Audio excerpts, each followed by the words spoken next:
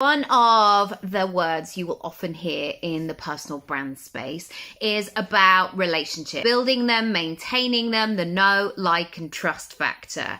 However, I want to ask you, alongside understanding the importance of relationships externally, what is the relationship like with yourself right now? Do you trust yourself? And I know that can be really difficult, and it's not a straightforward answer. It's always on a scale.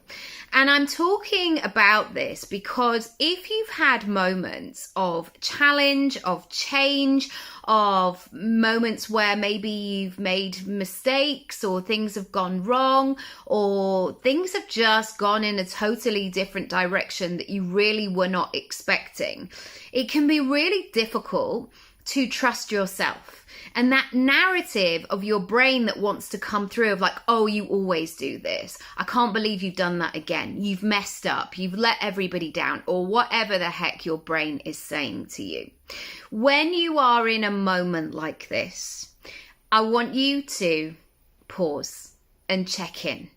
And not automatically fill your schedule, fill your calendar, fill your to-do list with all the things. Because sometimes, again, especially if you're a people pleaser, that moment of like, right, I've got to prove it to everybody now. I've got to put myself out there. I'm never doing this again. Right. You can start in a much slower, intentional, compassionate way. The way to do this is to do the small things. Do them well, do them consistently, and notice yourself doing them. When I look at the ways that I help my children to be independent, for example, I am supporting them through that. And usually when I help them and learn and teach them to do something, I'm not just saying, here are the instructions, off you go, or I'm not just barking orders and leaving them to figure it out.